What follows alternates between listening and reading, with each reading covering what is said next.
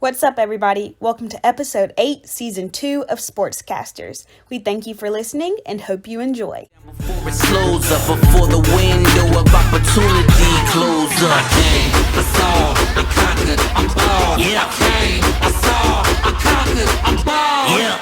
Yo, we should get them, so I got them all. Yeah. And turn this bitch into a barrier.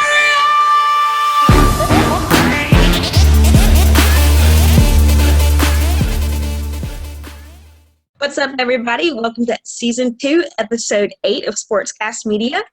I'm your co-host, Makayla Evans. This podcast is brought to you by Rells Revenge, official Slim Dev Music, and Matt's Sportshouse. Today, I'm here with our host, Jalia Santos, our founder, Lyles Jr., and of course, our 2 sports analysts, Sterling Harris and Matthew Anderson.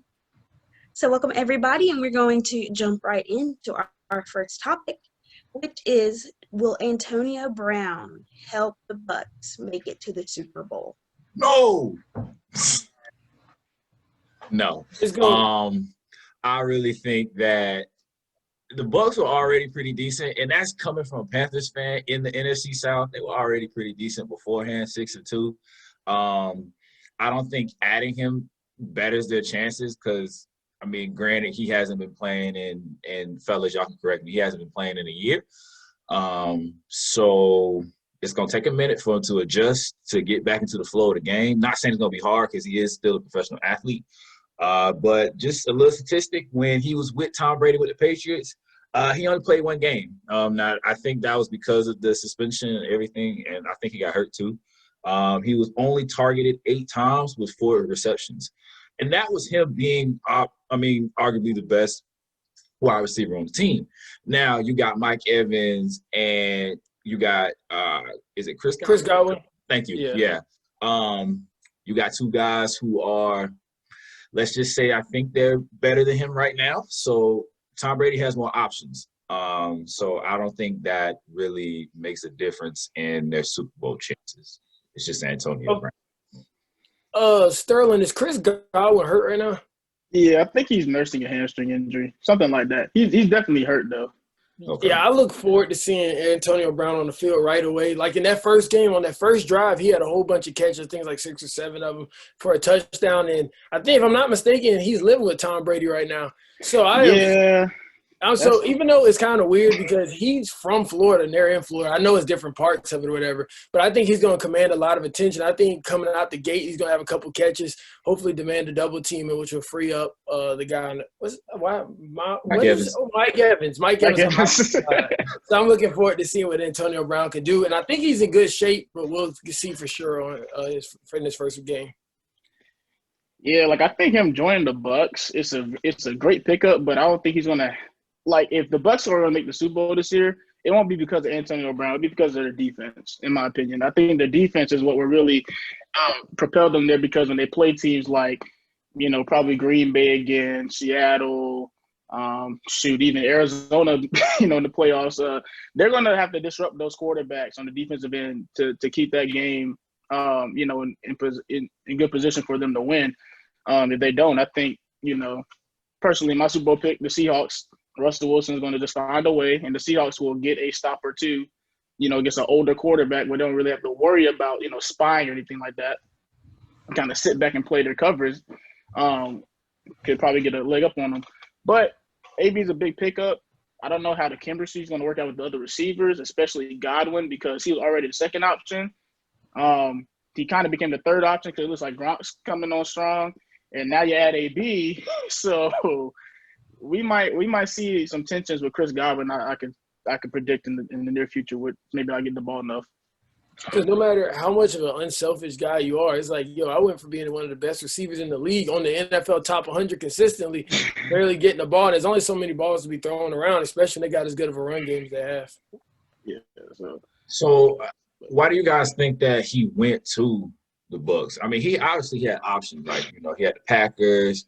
Talks to him going back to the Patriots with Cam Newton. My personal opinion and why he went with the Bucs is because I think it's because of Tom Brady. I think because that's the first quarterback where he felt like he could rely on. Not saying that Ben Roethlisberger wasn't a quarterback he couldn't rely on. I think there was some tension in Pittsburgh between the two, and I think there is no tension between Antonio and Tom Brady. So it allows him to, like, hey, I know I'm going to get the ball. I know this is, in his eyes, probably the best quarterback ever, so why not go to the Bucs? So, Yeah. I just think, it's definitely relationship based. Like when you think about him going to New England last year, if he would have just, not sent a text message out for 3 days, he probably still would have got all his money. But with him going to, it seemed like in New England, it seemed like Brady was the only guy at that point in time in the league to give him a shot. And it seems like since he screwed it up, this could be one of those things where he's like, okay, I messed up last year. I finally got the legal stuff out of the way in terms of the NFL side of it. I can make it up to you this year. And Tampa Bay's end of the deal is we have a 42-ish, 43-year-old quarterback. I think he's 43. That's, he's on his last legs. He's really good still and he can, not turn the ball over, but you need to get that guy's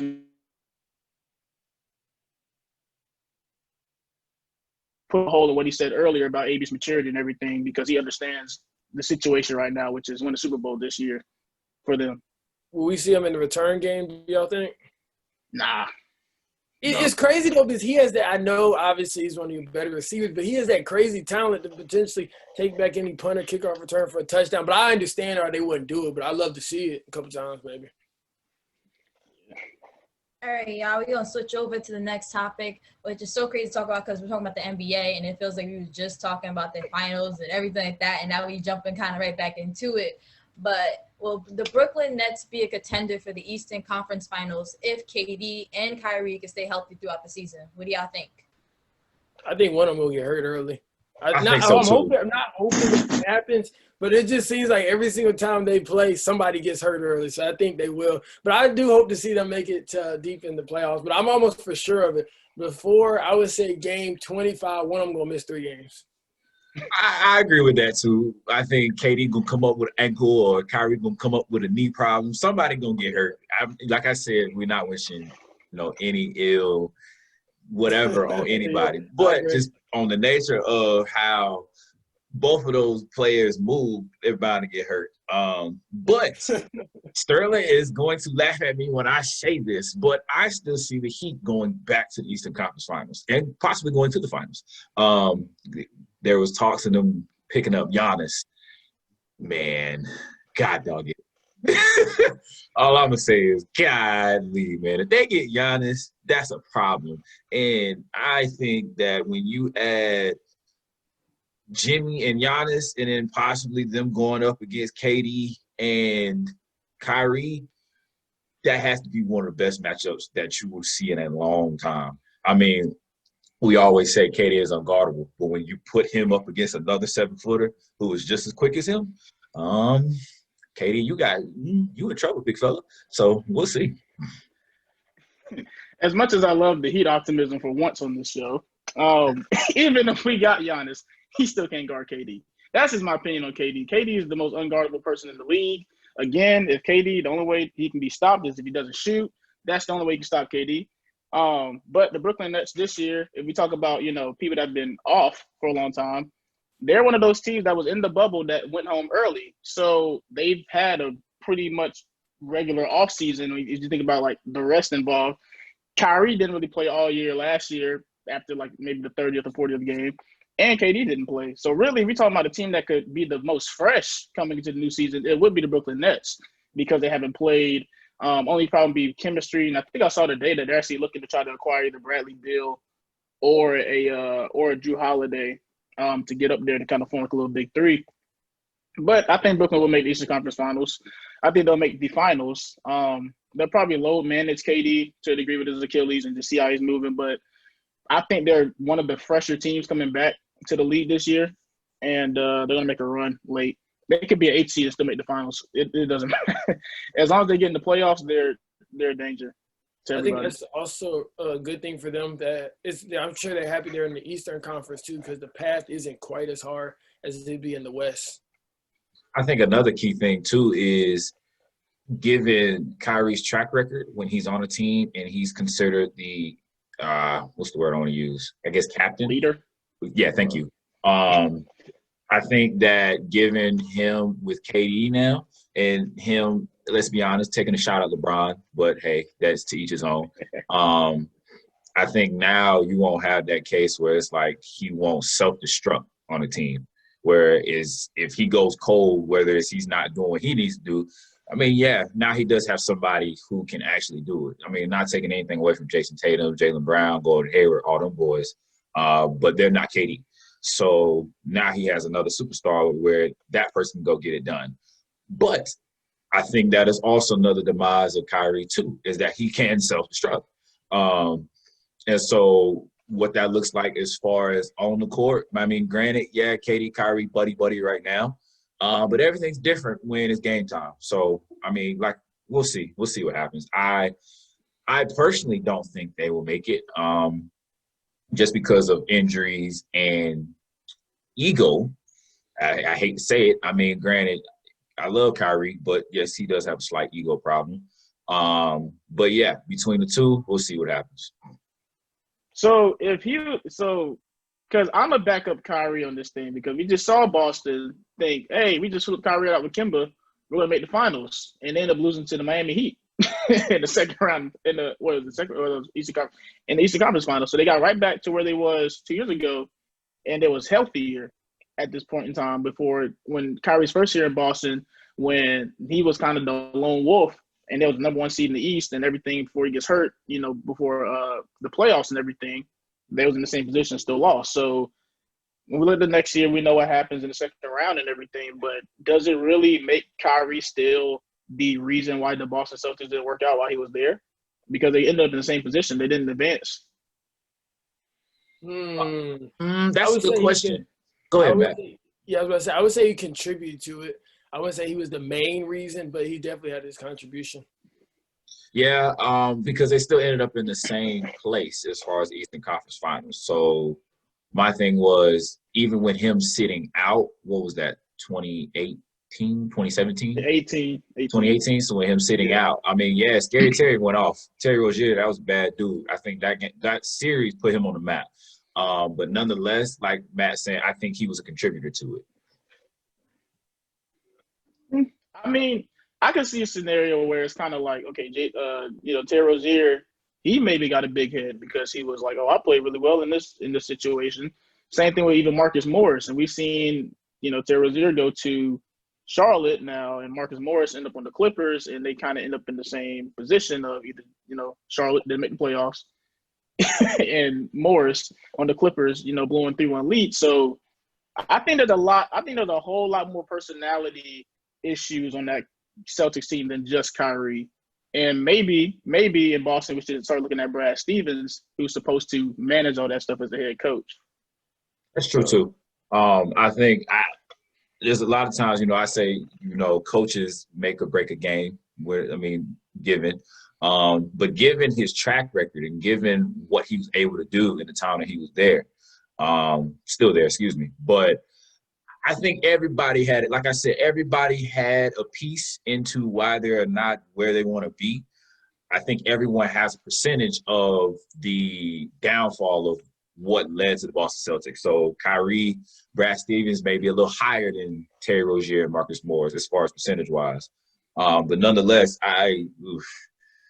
we'll see with the Nets, man. The Nets adding all these people who are not solidified as coaches. That's a topic for a different day. What? D'Antoni? Other than D'Antoni, I'm sorry. And the one they brought with D'Antoni, he's been there for a minute. But other than D'Antoni, but like I said, that's a topic for a different day. But yeah, so we'll see with the Nets. I wouldn't be surprised if they make it to the finals, but I wouldn't be surprised if they don't at the same time. Love the talk of who is a make or break for a team. So I think that's a good way to transition to Clemson and Notre Dame. Clemson is number 1 and Notre Dame is number 4. Do we know if Trevor Lawrence has recovered? Will he be playing? What do you guys think about the outcome of this upcoming Saturday? All right, so Trevor Lawrence will be on the sideline. Him along with James Skowski. Oh, I got his name right here. James Skowski. He'll be on the sidelines as well, and Tyler Davis won't be playing either. So that's a lot of guys. Mike. What's the middle linebacker's name for Clemson? I can't remember. Mike Jones Jr. There we go. But I did know Xavier Thomas had to sit out the first half for that bogus targeting call they gave him the other day. Who does? Xavier Thomas had to sit out the first half because they gave him a horrible targeting call against Boston College. So that's a lot of guys missing on that Clemson defense. Do y'all think that DJ will be able to man this position to be able to leave Notre Dame with a win? You want Chris or? I mean, we'll see. I personally, I'm not too fond of Clemson for many reasons. But given the case where I just don't agree with why is he traveling? He has COVID. Why are you traveling? Stay home. I think they're trying to do what they did for Nick Saban. How is it that you had COVID the beginning of the week, and here it is, 2-3 days before the game, you don't have COVID all of a sudden? Come on, bro. That's not how that works. But bro, just stay home. And I know that's really not up to him. I'm not gonna just blame Trevor. Granted, he's a grown man. He could stay home if he wanted to. But at the same time, I do blame Dabo a little bit. Like, come on, dude. If the boy has COVID, why is he traveling, period? I mean, I understand this is a big game. You're playing against number 4 Notre Dame. However, you're supposed to be, you're supposed to have that program. So you're supposed to have the next best dude behind Trevor who can still go and still produce and be able to get you to win, whether Trevor's on the field or not. I mean, so I just don't agree with him traveling with the team. Here's my theory on that. I think they reported Trevor having tested positive 3 days after he actually tested positive. So I think at this point in time, they had to go through a sequence of ACC guidelines in terms of to be able to travel and everything. So I think they just reported that late, so Boston College didn't have a leg up on, oh, snap, Trevor's not playing this week. That's what I think happened with that, because he, had a whole statement written out on Wednesday, and everybody's like, well, how did the rest of the team not get infected? Well, simple. He was never at practice that week. That's my thing on that. So that's why I think that game was able to be played. But on to DJ Uiagalelei. There you go. Uiagalelei.